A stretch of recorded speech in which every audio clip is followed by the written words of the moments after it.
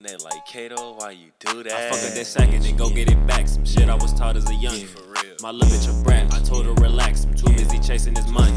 My niggas some apes. They strung with them drakes. Just know we grew up in the dungeon. My nigga ain't Houdini. They callin' it magic. The way I turn nothing to something. Yo, what's up, YouTube? It's your boy, Big Rambo, the OG Rambo.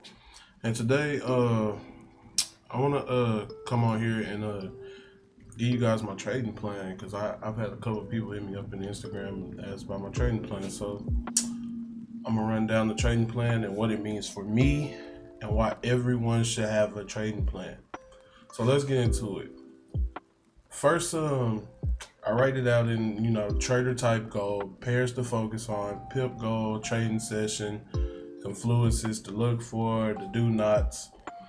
I write this for myself so I visually see what it is I'm looking to accomplish with trading Forex. Most people go head first and don't even create a trading plan, so maybe year one, a full year into it. I know I didn't even have a trading plan until maybe a full year into it. So let's break it down. My trading type. I am a scalper intraday. I don't like to swing. I've tried swinging and it's still a little slow for me, but some people don't like being on the charts all the time. They like looking at from a higher time frame where price is going, but I sort of get the sense that when we do that, we predict, and sometimes it causes a lot of traders to lose a lot more than win, but when they win, it's a bigger win. So I like to scalp an intraday. I like to sit the charts for a couple hours a day. I like to hold trade for maybe a day. It's like maybe the whole day and enter before exit. And so I'm a scalper intraday. I want you guys to comment and tell me what you guys are. Comment and let me know what you guys are in the comments. My goal. Everyone should have a goal. Please have a goal to why you're doing Forex and what you are looking to gain from the market. So my goal is I am looking to take 2 good trades a day, maximum 3. Once those trades are placed, I am done for the day and I will reflect on my wins or losses. 2 losing trades in a row, you call it a day. So that breaks it down for me. So what I'm looking for is my first trade of the day to place. If I win my first trade, I'll look for a second trade. Most of the times those 2 are good for me if I win both of them. If I lose my first trade, my second trade, I'm looking for a break even. And then my third trade, I'm looking for the win. And if I lose 2 in a row, I'm done. So I really follow that to a T. I make sure I tell myself that every day because I don't want to overtrade. I don't want to trade too much. I don't want to make it complicated. You find 1 to 2 good trades a day where you can win 2 trades consistently a day, you will be okay. Like, you will be more than okay, like win percentage. So that refers back. Always have a goal. Please, always have a goal. Pairs to focus on. Now, these are my personal pairs. I suggest having about 4. Maybe, to me, I feel like you should have at least two Forex pairs, an indice, and gold, metal. Just to have the fluctuation and the difference of all of them. So I focus on GBP USD, GBP AUD, NAS 100, and gold. That ranges for anybody. You can everybody's maybe different. You're gonna choose your pairs, but I suggest focusing in on those pairs and owning them. Backtest your pairs every weekend, if not every day. Like, know your pair, know how it moves. Make sure you're following all your fundamental news dates on your pair. And like, we're following news on London, we're following news on the US and Aussie dollar. Like own into the pair that you like to trade and shows you the most benefits of like your trading. So the more you win on that pair, I feel like that's a good pair for you to focus in on. So if you're someone who kills Euro USD, trade Euro USD. Like, it's simple. Pip goal. Now, I wrote this when I first started my trading plan, but I've never been the type to look for a pip goal. Maybe the 20 pips, 20 pips total. So with me choosing to scalp, there is no certain pip goal in mind. I aim for my 1-to-1 and leave a runner if the trade shows one. 1-to-2 is my ideal win. To be general, I hope to gain 20 pips a day. So pip goals, I gotta love hate with pip goals because I feel like you're reaching when you're trying to get a certain pip goal. So somebody be like, oh, I want 40 pips a day. 40 pips is a lot of pips. I mean, that's a lot of pips. Like, you can say how you want to. 40 pips is actually a lot of pips. It's going to take a good move to joke 40 pips.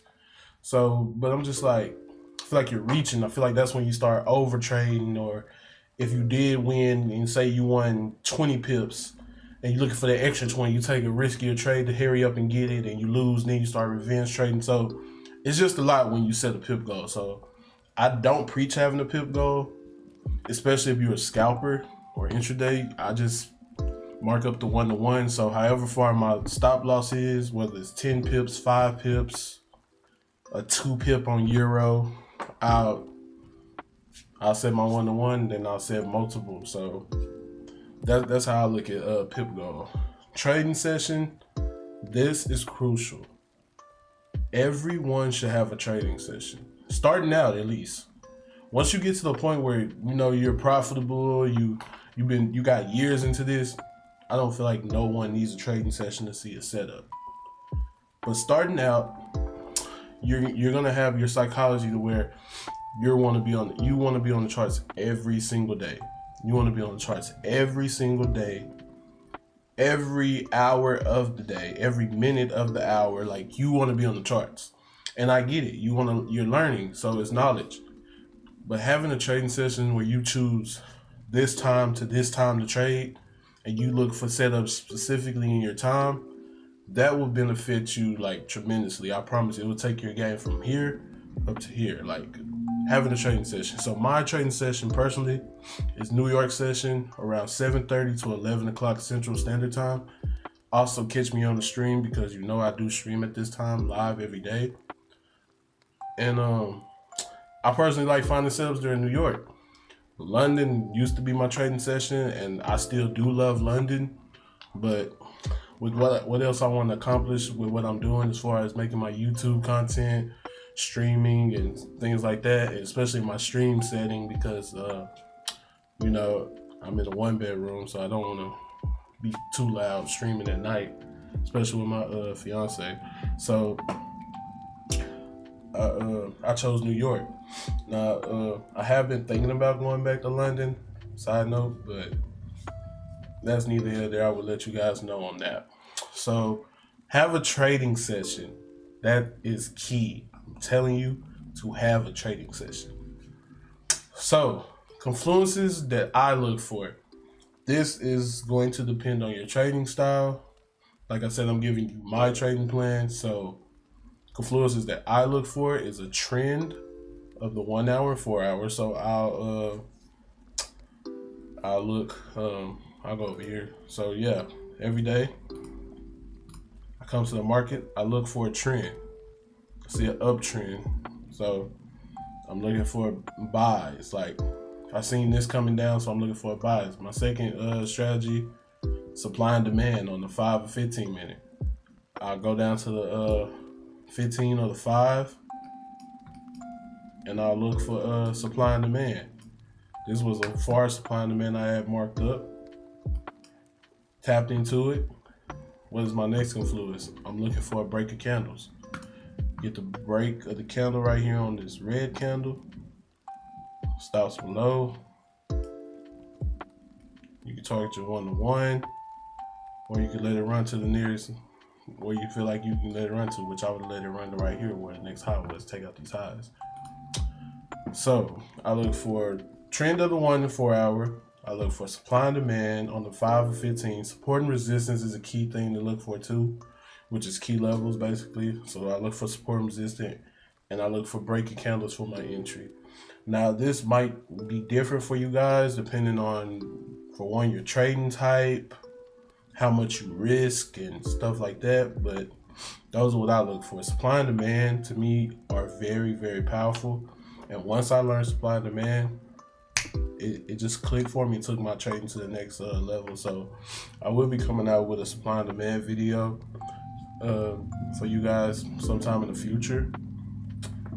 And yeah, those are the confluences that I look for. So yeah, mark down the confluences that you're looking for, so you have a visual and you just refer back to your trading plan. Look and be like, okay, this is what I'm looking for. Yeah, I seen this. Okay, that's one. Yeah, I seen this. That's two. Now, like that. So neither here. The do nots. Now this section is very important to me because we write out the trading plan. You know, you'll tell yourself you're gonna follow it, you're gonna do this, and then we don't follow it. So these are my do nots. Do not experience FOMO, fear of missing out. I cannot stress how many times we get our emotions caught up in the trade and we don't take it because we're scared that it's gonna go negative, and then it just runs to TP. Even I want you to build it up, even if you just have to switch to your demo. So if you're on your live and you're like, oh no, I don't know if this trade is gonna, switch to a demo and take the trade. I promise you it's gonna help your psychology. I promise you. Take the trade when you trust your analysis says you did everything right. Take the trade. Enter trades after 12 p.m. Now this is just me. I don't like trading during the day unless I'm already in the trade and I've already been in profit. So I tell myself after 12 p.m. daily, I'm through. I'm done trading around 11 o'clock anyway, unless I'm holding the runner. Do not trade after 3 trades. Like I said, I take 3 maximum trades. I do not trade anymore because after that you are over trading. I feel after 3 trades you're over trading. All you need is 1 to 2 good setups a day to be profitable. Revenge trade. That one right there was a big one for me. That one right there was a big one for me because I was so caught on losing, and I'm like, no, it's gonna go this direction. I'm gonna take it back. No, it's gonna go this direction. I'm gonna take it back, and I'm just sitting there placing extra trades for no reason. I lost the trade, fair and simple. So revenge trade. Do not revenge trade. I don't recommend it. I will make a video just on revenge trading to help you guys understand why we do not revenge trade.